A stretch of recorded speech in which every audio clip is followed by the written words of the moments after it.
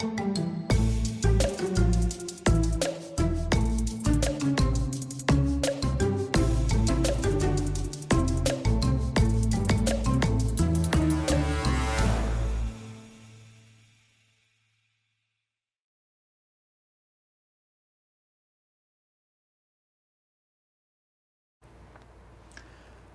de volta e agora nós vamos falar sobre o luto infantil. O luto é uma coisa difícil de ser enfrentada em qualquer fase da vida, né? Em qualquer momento. Na infância pode se tornar ainda mais desafiador, né? Porque as crianças estão no processo delas ali de formação, né? De ideias, formação enquanto indivíduo. E o autor Eduardo Ferrari, ele está lançando um livro que conta pra gente uma história bem interessante. O livro se chama Sem Eles, em que ele retrata a história de 12 crianças que perderam os seus pais na época da Covid-19, perderam para a Covid. E ele vai falar para a gente como que isso impacta nessas crianças do ponto de vista emocional e social. O livro vai ser lançado em breve, a gente também vai falar a respeito disso. Querido, obrigado pela vinda, Eduardo, prazer tê-lo aqui com a gente. Parabéns, né, pelo trabalho que, na verdade, visa humanizar, né, dados que a gente tem de quantidades, né, de crianças que você vai contar para a gente que perderam seus pais, mas até então tudo isso eram números, né, e você, na verdade, nos colocou mais próximo, né, dessas histórias através dos personagens que são relatados aqui no livro, né? Então, falar um pouquinho assim, do processo de produção do livro, não sou só eu, é um grupo de jornalistas. Tem também, principalmente, a Vanessa, que foi quem apurou as histórias. Mas esse livro começou lá, logo depois que a pandemia começou, e os números de mortos, né, por causa da Covid começaram a aumentar muito. Não houve na época, e não foi só no Brasil, foi uma coisa meio mundial, vontade política de falar claramente quanto eram os mortos. Então, todos os números que a gente pegar, eles são sempre menores do que os verdadeiros. Tá. Mas oficialmente, por exemplo, vamos falar de Brasil, né? Oficialmente a gente teve mais 717 mil pessoas que morreram por causa da Covid. Isso é o que foi divulgado? Isso é o número oficial do Ministério da Saúde, tá? Também oficialmente, 20 milhões de pessoas, ou seja, 10% da população, pegaram Covid. Tá? Isso foi um processo que durou lá durante toda a pandemia. A pandemia está completando 5 anos que ela foi decretada, né? Foi no início de março de 2020, nós estamos em 2025, então 5 anos depois. E todas essas mortes, aí o que acontece? Tem o número global de mortes, que são 700 mil brasileiros. Mas tem o número de pessoas que ficaram órfãos por causa desse número de mortes. Estima-se que no Brasil, é um estudo da London College, uma universidade centenária da Inglaterra, estima-se que são mais de 200 mil pessoas que ficaram órfãos. Eles colocam crianças e adolescentes até 17 anos. Tá. Quando a gente pega esses números, o que a gente percebe? É que a Covid foi um processo que devastou muitas famílias. Né? Gente que perdeu pai, mãe, avô, avó, tio, tia, tem histórias. E aí são 12 histórias. Como é que a gente apurou essas histórias? Esse grupo de jornalistas, principalmente a Vanessa, né? A gente pesquisou. Tem pesquisa da própria imprensa, tem da Associação das Vítimas da Covid, tem do Grupo de Mães da Orfandade, tem várias associações que ajudaram a identificar. A gente, então, foi atrás dessas pessoas. Algumas se dispuseram a falar. Não é um tema fácil, né? Porque a Covid passou, a pandemia se foi, mas a perda é para sempre. Sim. Mesmo 5 anos depois, isso é uma coisa que vai doer para sempre, né? Quando você perde pai e mãe, tio, tia, avô, avó, para uma doença, né? Não foi um acidente. Essa é a questão fundamental do livro. Não é um acidente. E uma coisa até que eu estava vendo, assim, que toca bastante a gente, né? É que você conta aqui sobre pais que estavam, de repente, sentindo uma falta de ar, foram ali ao hospital, mas que estavam vivendo ali juntos, com dia a dia normal, rotina normal, e que não voltaram mais, né? Imagina a cabeça, então, né? Teve criança que o pai ou a mãe foi internada, tô me sentindo mal, tô com um problema respiratório. E nunca mais voltou. E nunca mais voltou. Pai e mãe. Vai a mãe, fica doente, é internada, falece. Vai o pai, fica doente, é internado, falece. No mesmo processo. Ou seja, ainda aconteceu durante a pandemia um processo da não despedida. É verdade, porque Ou seja, a pessoa morreu. Velar? Não podia velar. A pessoa morreu assim, dessa forma que eu falei. Vou voltar, e não volta. Algumas crianças nem tinham o entendimento, quando você pega isso, quando você tem 5, 6 anos de idade, você nem tem o entendimento claro do que é a morte. Sim. Ainda hoje, esse é um impacto que vai... Eu não sou terapeuta, eu não sou psicólogo, eu não sou especialista, mas toda a bibliografia sobre isso diz o seguinte, que a perda, a orfandade na juventude, né, na infância e na juventude, vai provocar vários problemas, né, de saúde mental, sim, de estilo de vida, de capacidade de ter qualidade de vida, né? Porque, e essas pessoas que ficaram, como é que é a história desse livro? Esse livro, ele não entrevista as crianças e os adolescentes. Tá. Ele entrevista os tutores. Os familiares aqueles que seguiram em frente com a criança ou com a guarda. Isso. E isso é uma coisa, algumas dessas pessoas, e aí são 12 histórias, tem mais crianças do que 12, são mais de 20 que são irmãos, isso, que são abordados, né, que têm os temas relatados, mas os tutores nos contaram, eles tiveram que se desdobrar para seguir a vida, né? E aí a gente tem histórias de gente que a criança perdeu o pai e a mãe e era uma criança de necessidades especiais. Tá. Né? Tem, por exemplo, essa história lá, e aí quem teve que assumir foi a avó, que nem tinha mais preparo para, mas que alguém tinha que assumir. Teve que encontrar uma força dentro dela para poder fazer isso. E isso é outro ponto. A sociedade brasileira acha que a pandemia passou, a vacina foi. Ainda há uma dívida social. As consequências estão aí. Estão aqui. Então, eu acho que quando a gente pega as histórias e a gente tenta dar a elas, tirar o número, né? Mas ao mesmo tempo contar como é que foi, é para humanizar isso, para a pessoa entender quão grande foi esse impacto. Não ser apenas um dado estatístico, mas ver a pessoa, a história que está ali por detrás, né? E como que isso impactou, né? Até porque a gente sabe, né? Pai e mãe sempre representam uma segurança emocional, simbolicamente. Aí para uma criança de 6 anos, né? Como você relatou, que mal sabe lidar com a morte, ainda não compreende o que é a morte, imagina uma perda dupla, por exemplo, pai e mãe junto, né? O impacto, o trauma que isso traz, né? Teve histórias, assim, perdeu pai, mãe, avô, avó, acabou ficando com a tia. Nossa. Desse nível. É claro que os números também são muito terríveis. Porque às vezes a gente pensa, é só 700 mil, é só 200 mil. 700 mil, você pega 22 Allianz Parque, lota ele de caixão, e aí você vai ter ideia do que representa. Da quantidade. Põe 22 estádios de futebol, um do lado do outro, põe em cada cadeira que você achar uma urna mortuária com alguém, aí você, então é isso tudo. Né? Porque a gente às vezes também acha, o número é frio. Não, pega a proporção e começa a entender o que aconteceu. Né? No mundo, foram 20 milhões de mortos. O Brasil é o terceiro país que mais teve morte. A vacinação aqui começou atrasada. Né? E não existe, né, um trabalho de suporte emocional para essas crianças, nada que é feito, né, em prol deles, né? Aí a gente tem que ter clareza em relação ao Brasil. O Brasil é um país de deficiências. Sim, diversos. Né? Esse é só mais um item dos problemas que o Brasil enfrenta quando a gente fala de dívida social.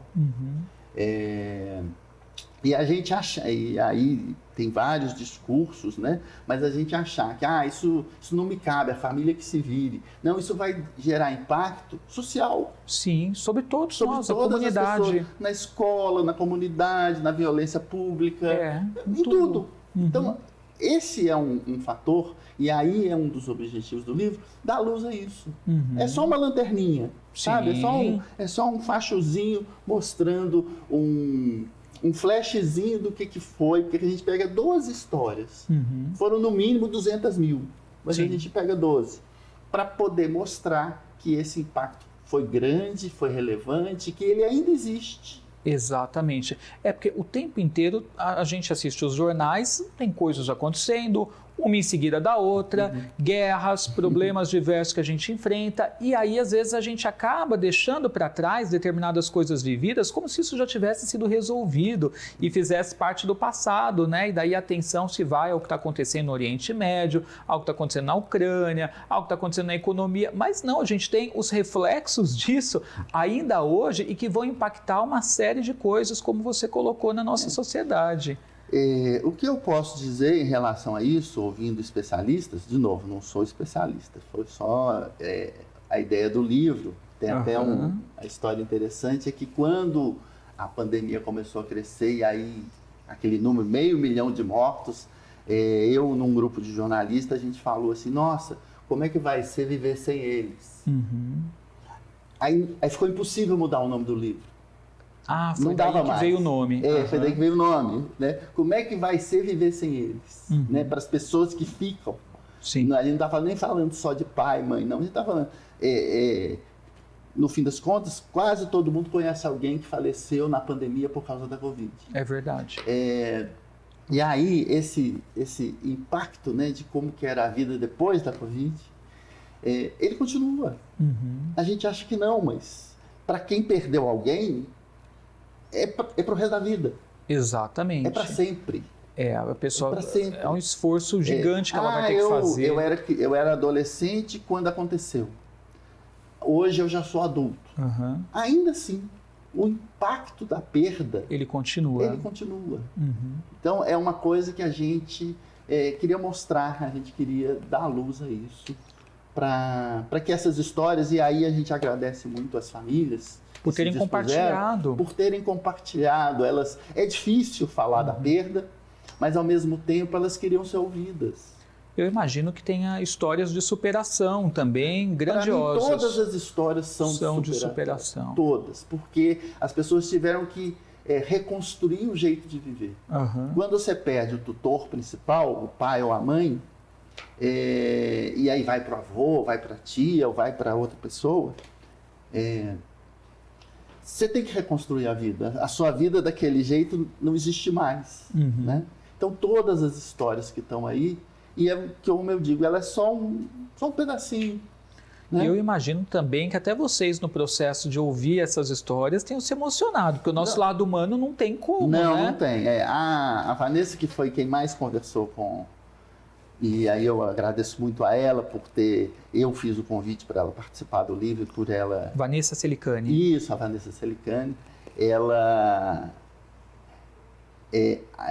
à medida que o livro ia evoluindo, era perceptível que a gente era impactado, né?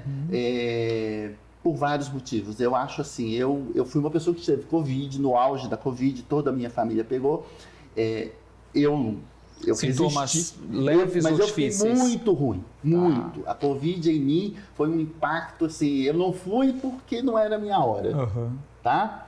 E aí, quando ainda não tinha vacina. Quando vacinou, eu tive de novo, eu não tive nada.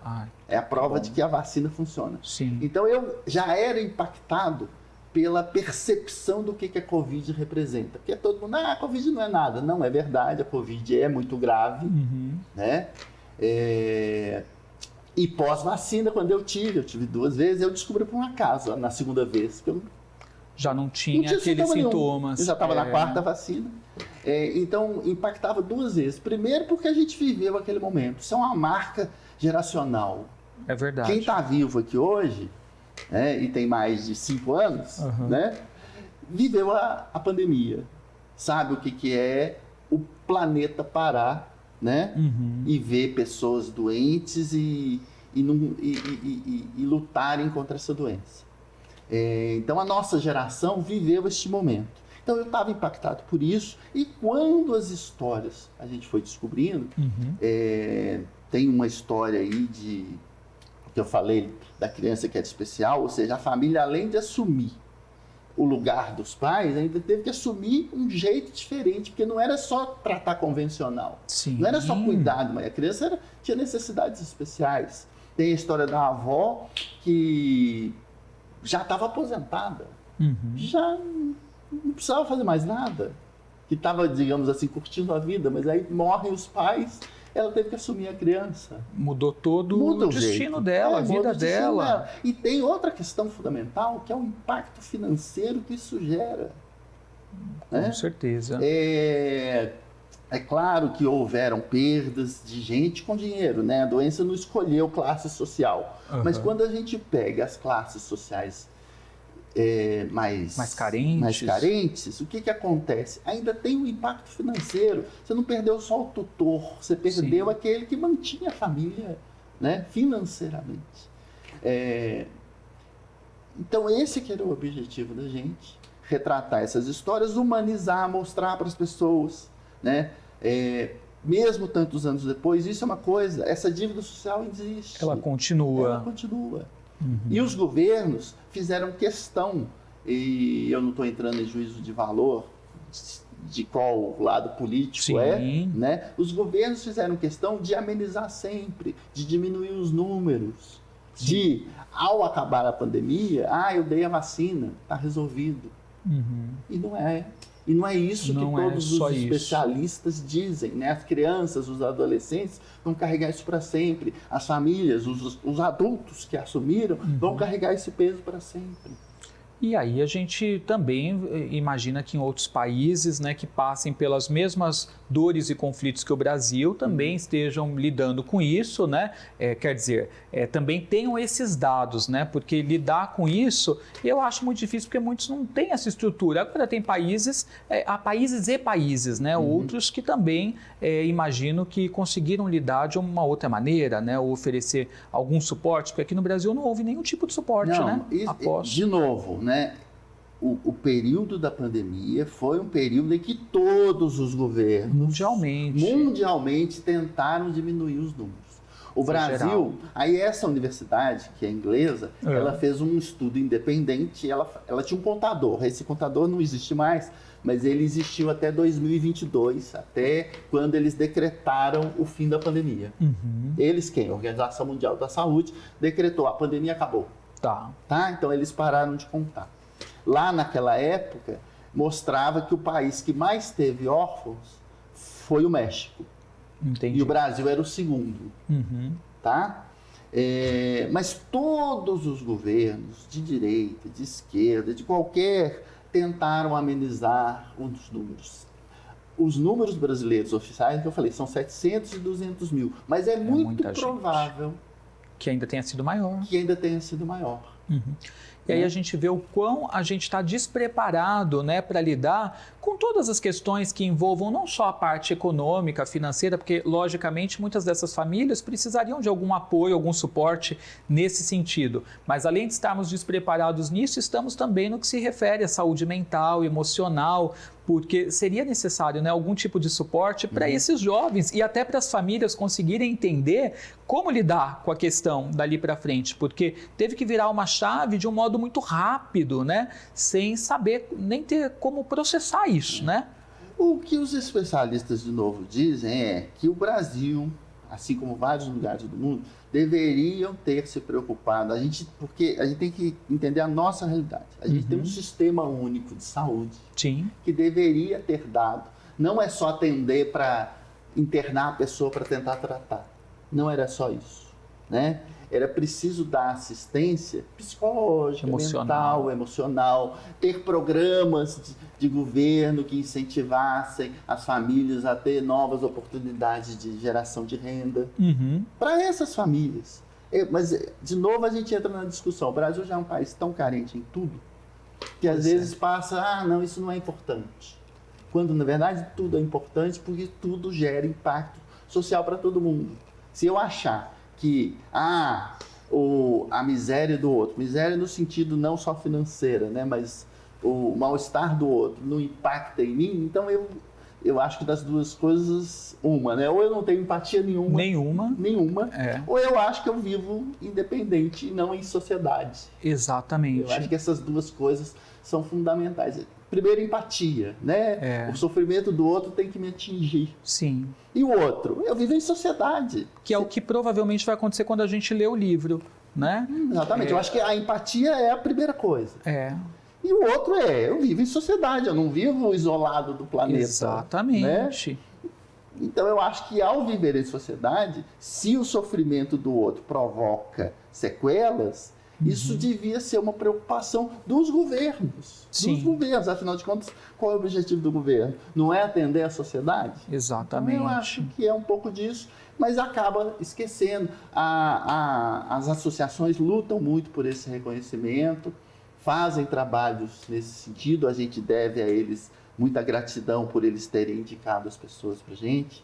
Eu não vou aqui citar todo mundo, porque senão eu vou correr o risco de deixar alguém, né? Mas o agradecimento é geral a todos eles. As pessoas que foram fonte, as pessoas que deram seu depoimento, as pessoas que falaram sobre o tema, né? A gente é muito grato a todos eles, porque só assim esse livro foi possível. Né? Que daqui a pouquinho a gente vai falar sobre como que você pode adquiri-lo também, estar presente na noite de autógrafos. Tem uma mensagem aqui da Célia, que está acompanhando o programa, né? Vendo pelo Hora Pura. Beijo, Célia. Bom dia, eu, Célia Sacramento, tive Covid e cuidava da minha mãe. Quando peguei, não sabia ainda que estava contaminada. Passei para ela. Ela internou e não voltou. Não pude nem ir ao velório porque estava de quarentena. Tive muito forte. Também não fui embora porque não era a hora mesmo. É muito triste a falta da despedida e o remorso de ter passado essa doença para ela. Tem ainda essa questão, né? Muita gente ainda tem que administrar essa outra dor emocional, que é a pessoa se sentir, né, como se tivesse tendo esse remorso, como se tivesse sido a culpada, né? Mas não existe isso, porque na verdade estávamos todos despreparados para lidar com o assunto. Célia, né? Célia. Olha, Célia. Você viu numa conversa rápida, já aparece uma outra pessoa com uma história lá triste. Em casa, nós somos 4 pessoas. Eu tenho certeza que um de nós passou para os outros. Sim. Felizmente, né, todo mundo saiu, eu que fiquei muito ruim, todo mundo saiu ileso disso, mas eu tenho conhecidos, né, eu tive alguns conhecidos que faleceram. Eu acho que a gente não pode considerar, eu passei para a pessoa. Não, foi uma pandemia. Estava além da nossa possibilidade. A gente não tinha domínio nenhum sobre o assunto e nem informação. Eu acho que no início, então, é isso. A gente vive em... aquilo que eu disse, a gente vive em sociedade, a gente não é isolado, né? Eu acho isso, assim, não existe a culpa, eu passei. Não, o planeta passou. Exatamente. Entendeu? Eu acho que é isso, o impacto de você perder um ente querido, sua mãe, né? Perder sua mãe não tem definição. É para sempre. É para sempre. Mas ela não precisa, eu acho, né, minha opinião, não se deve culpar, porque era o planeta e a vacinação demorou. A vacinação poderia ter salvado muita gente. Entendeu? Eu sou um exemplo, né? Quando sem vacinação, eu fiquei muito ruim, quase fui. Vacinado, não tive nada. Sim. Não tive nada. Eu tive, assim, mal-estar e vida que segue. Mas suave, né? Minimizado. Como se eu tivesse... Gente, eu vou soltar a capa do livro para vocês verem, do Sem Eles. É uma obra aí, né, interessantíssima do Eduardo Ferrari e também da Vanessa Celicani. As ilustrações são do Clovis Stocker, tá? É o convite do lançamento que nós temos aqui, que vai ser dia 31 de março. 31 de março, uma segunda-feira. Livraria da Vila, no Shopping JK. Eu e Vanessa vamos estar lá, recebendo as pessoas, falando da obra. Essa obra, é importante dizer que ela é uma obra que ela foi custeada com recursos da Lei Federal de Incentivo à Cultura, né? Através do Ministério da Cultura e da Companhia Energética de Minas Gerais, que topou apoiar a obra. Abraçou a causa. Abraçou a causa, né? Assim, eu acho assim, nem abraçou a causa, mas se tocou pelo tema e apoiou a obra. E a obra só existe por isso. Foi uma obra... As entrevistas foram realizadas há quase 2 anos atrás, em 2023, depois da pandemia. Foi um ano de trabalho para apurar essas histórias, para escrever, para fazer as ilustrações. Já está lançado ou é a partir da Noite de Autógrafos? Não, o livro já está disponível no mercado. Legal. Se você pesquisar na internet, você vai achar em todas as livrarias. Tá. Agora, o lançamento físico, público, esse é o primeiro lançamento dele. Então, gente, fica o convite, tá? Dia 31 de março, segunda-feira, lá na Livraria da Vila, no Shopping JK Iguatemi, das 6 da tarde até as 9h30 da noite, tá? Lançamento aí oficial do livro Sem Eles, O Luto Infantil Coletivo, né, de uma pandemia oculta, tá? Mas se você procurar na internet desse modo, digita aí no Google, Sem Eles, você encontra para você adquirir e receber também no celular. E com certeza, né, vai impulsionar mais o nosso senso de humanidade, né, a nossa empatia e a gente buscar entender também, né, que as consequências continuam, né, e a gente precisa conseguir uma forma de administrar isso, um olhar humano. Se a gente fizer isso, pelo menos naquelas pequenas células que a gente está inserido, né, com as pessoas à nossa volta, a gente já vai estar fazendo uma coisa aí grande, colaborando um pouco mais com a nossa comunidade. E você, Eduardo, também, parabéns por essa obra muito legal, né, e por ter colocado esse olhar, né, numa situação que ela continua, as consequências continuam e a gente, na verdade, está sempre olhando, né, o próximo problema, o próximo assunto, a gente se desconecta, né, a gente vive no automático em relação a isso e se desconecta, né, mas a consequência está aí, viu? E parabéns a Vanessa Celicani também e todos os envolvidos. Obrigado pela vinda, viu? Eu que agradeço a oportunidade, né? E é isso. Fica o convite. Pedacinho da história, fica o convite para conversar mais com a gente lá. Vamos seguir nas redes sociais também, né? O Instagram dele, gente, jornalista e escritor, é o @EduardoFerrari_. Tá aparecendo aí na tela para vocês, ó. Só seguir lá, EduardoFerrari_. Obrigado, viu, Eduardo, obrigado pela você. Vinda, sucesso para você. Obrigado pelo convite, obrigado pela oportunidade de falar do trabalho. Imagina, a gente que fica feliz aqui de te receber. Galera, intervalo é bem rapidinho e a gente já volta com o professor Nagai, com a Priscila Fernanda para o nosso momento de alfa terapia. Não sai daí.